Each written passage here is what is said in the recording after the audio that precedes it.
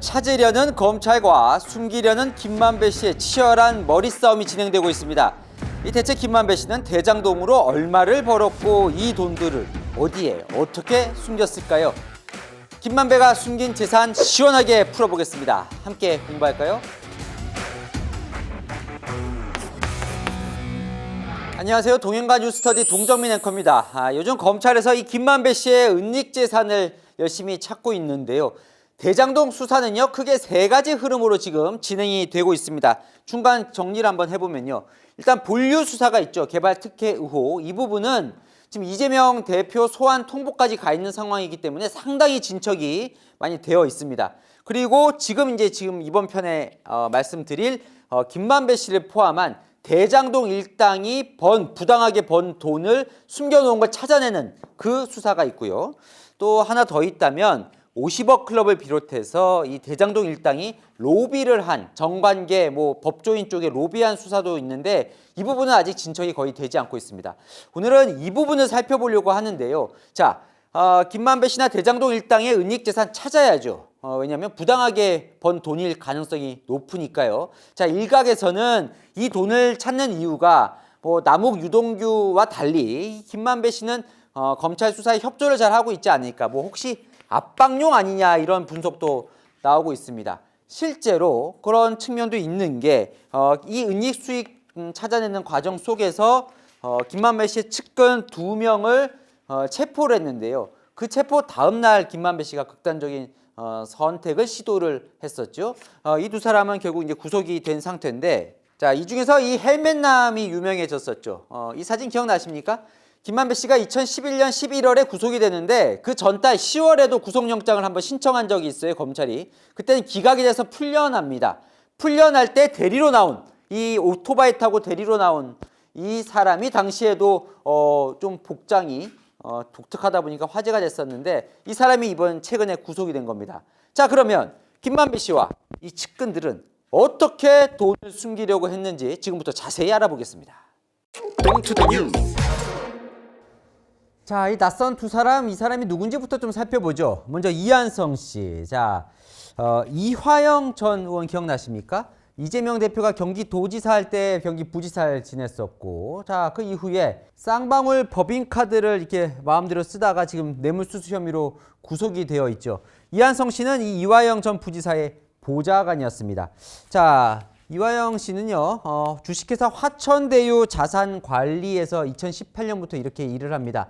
화천대유 자산관리는요, 쉽게 말하면 대장동 사업을 총괄하는 헤드쿼터 본부라고 보시면 돼요. 거기에 감사, 사내이사를 넘어서 대표이사 공동대표까지 지냈으니까 핵심 인물이라고 봐야겠죠. 김만배 씨의 최측근. 게다가요, 동시에 천화동인 1호의 사내이사도 지냅니다. 천화동인 1호 기억나십니까? 이게 당시에 이제 김만배 씨 관련된 보통주의 지분이었는데 가장 많은 지금 지분을 차지하고 있죠. 그래서 지금 가장 검찰이 수사하고 있는 것 중에 하나가 이 천화동인 1호가 실제로 김만배 씨 거냐, 아니면 이재명 당시 성남시장 측근과 이재명 시장 거냐, 이거 지금 이재명 대표 소환에서도 물어볼 거라고 하고 있잖아요. 자, 이 천화동인 1호는요, 지금 이름이 바뀌어서 더 스프링이라는 이름으로 바뀌어 있다고 합니다. 자, 이 최우양 씨, 헬멧남 최우양 씨는요, 2003년에 조기 축구회 때 처음 이 김만배 씨를 만났다고 해요. 그리고 나서 2010년부터 쌍방울에 들어가서 대표이사와 쌍방울 그룹 부회장을 합니다. 최우양 씨가 화천대유 자산관리에 들어간 건 2021년 9월이에요. 이때가 언제냐면 대장동 사건이 빵 터졌을 때입니다. 그러니까 그 이후에 여기에 들어간 거예요. 검찰은 김만배 씨의 재산을 은닉하기 위해서 이 화천대유 자산관리에 들어갔을 걸로 의심을 하고 있습니다. 자, 그러면 이것부터 살펴보면 좋을 것 같아요. 대체 김만배 씨의 재산, 대장동으로 번 총 재산이 얼마냐, 제가 검찰 수사 내용을 이렇게 딱 정리를 해봤습니다. 여기 보면요, 이 화천대유 자산관리, 이 화천대유 몫으로 971억 원. 이게 무슨 몫이냐면 대장동 사업이 이제 다 끝났습니다. 그 끝나고 나서 토지, 주택, 이 배당을 받은 거예요. 수익을. 그 배당금 내용입니다. 화천대유 971억 원, 천화동인 1호가 1213억 원, 그다음에 천하등인 2호와 3호도 여기 가려졌지만 2호는 부인 이름으로 돼 있고 3호는 누나 이름으로 돼 있는데 거기서 이제 101억 원씩 돈을 번 거예요. 이렇게 투자를 해놓고 요만큼 2.5% 투자하고 이렇게 해서 번 거죠. 그렇게 해서 총 얼마를 벌었느냐. 자, 이걸 다 더해보면 이제 나오겠죠. 놀라지 마십시오. 제가 한꺼번에 정리해드리겠습니다. 무려 2,386억 8,288만 2,633원입니다. 자, 김만배 씨는 이 많은 재산 지키고 싶었겠죠. 하지만 부당한 이득이라면 그냥 놔두면 안 되겠죠. 검찰이요. 추징 보전을 신청합니다. 나중에 추징할 걸 대비해서 형이 확정되기 전에 이 재산들을 빼돌리지 못하도록 꽁꽁 묶어두는 거예요. 그걸 이제 추징 보전을 신청을 하는데 지금요. 김만배 씨뿐만 아니라 대장동 일당들의 재산을 이게 계속해서 속속 이만큼 재산이 밝혀지면 그걸 동결하고 또 이렇게 계속 작업을 지금 진행하고 있습니다. 지난해 12월 현재 검찰이 이 정도 돈이 부당한 이익이 될 수 있을 거라고 보고 신청해서 법원이 인정해준 이 추징 보전액이 4,446억 원입니다. 그러니까 김만배 씨는 계속 이걸 숨기려고 하는 거고 검찰은 이걸 이제 찾으려고 쫓고 있는 거죠.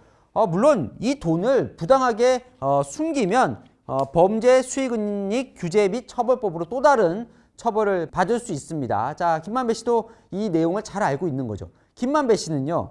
이렇게 될 걸 이제 김만배 씨는 알았을 거예요. 그래서 2021년 9월 이때가 언제냐면 대장동 사건이 빵 터지고 김만배 씨 자택이 압수수색되고 이게 처음 시작했을 때예요. 그때부터 이미 재산을 숨기기 시작했다고 검찰은 보고 있습니다. 이렇게 뺏기지 않으려면 일단 숨겨야 되는 거죠. 근데 바로 김만배 씨는 11월에 구속이 되거든요. 구속된 이후에도 어떻게 재산을 숨길 수 있었을까요?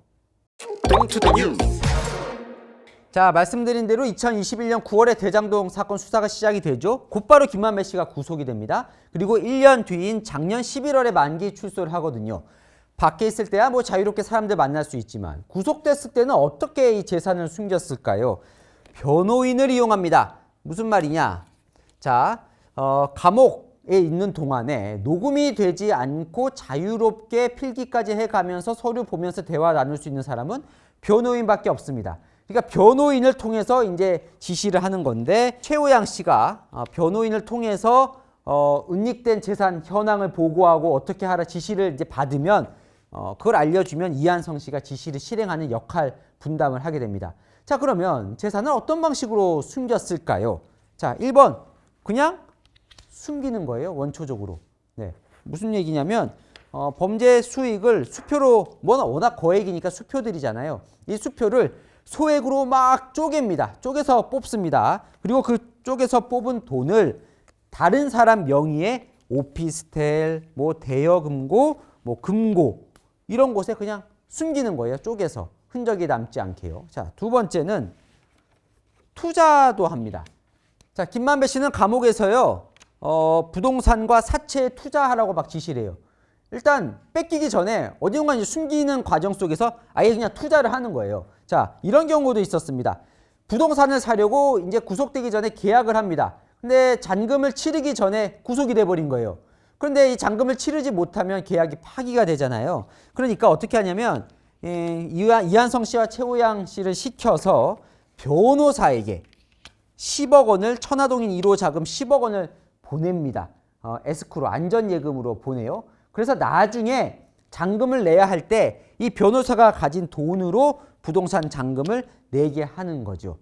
이 모든 게 이 범죄 수익이 뭐 동결되거나 꽁꽁 묶이기 전에 이제 다 숨겨 놓는 겁니다. 세 번째는요. 다른 사람에게 높은 이자를 받고 빌려줍니다. 네, 뺏기기 전에요. 자, 얼마나 치밀하게 숨겼는지 예를 하나만 들어볼게요. 자, 2021년 9월에 본인 자택 압수수색을 당하자 이러다가 이제 재산을 뺏기겠구나 김만배 씨가 생각을 합니다. 그래서 바로 10월에 화천대유 임시주주총회를 엽니다. 열어서 배당을 하자, 나눠주자 이렇게 결정을 합니다. 바로 다음 날 화천대유 통장에서 김만배 본인의 개인 통장으로 423억 원을 송금합니다. 그리고는 측근 최우양 개인 통장으로 30억 원을 보냅니다. 보낼 때 적요란이라고 해서 목적을 쓰도록 했는데 그 목적은 대여금이라는 목적을 써요. 무슨 말이냐면 마치 최우양 씨가 예전에 빌려준 돈이 있어서 김만배로부터 그 빌린 돈을 돌려받는 형식으로 30억 원을 이제 보낸 것처럼 그렇게 이제 가장을 하는 거죠. 자, 그러면 지금 최우양 씨가 30억을 갖고 있는 거죠. 그 다음에 김만배 씨가 구속이 돼요. 11월에. 그 구속된 이후에 감옥에서 이 돈을 어떻게 쓸지를 계속 김만배 씨가 이제 지시를 내립니다. 이런 식으로요. 자, 30억 중에서 이 15억, 절반 15억을 어떻게 하냐면 수표를 쪼개서 뽑아요. 1억 원짜리 5개, 5천만 원짜리 15개, 1,000만 원짜리 수표 20개, 3천만 원짜리 1개, 100만 원짜리 20개. 이 다 해보니까 딱 정확히 15억이더라고요. 이만큼을 뽑도록 합니다. 그리고 이 15억을 어떻게 하느냐. 10억 원은 남에게 빌려줍니다. 한 달이 거쳐서. 그리고 5억 원은 최우양이 본인 집에 있는 금고에 보관을 하고 있어요. 자, 30억 중에 15억이 있었으니까 15억도 남았죠. 자, 그 15억도 높은 이자를 받고 다른 사람에게 빌려주는 형식으로 돈을 숨기는 겁니다. 자, 검찰이요. 김만배 씨가 조력자 통해서 숨긴 돈 지금까지 찾아낸 게 275억 원입니다. 자, 검찰에 따르면 이들은 이 돈과 관련해서 김만배의 마지막 생명줄이다 이렇게 진술을 했다고 하죠. 자, 아까 김만배 씨가 대장동 통해서 총 번 돈이 얼마라고 했었죠? 2,386억 원입니다.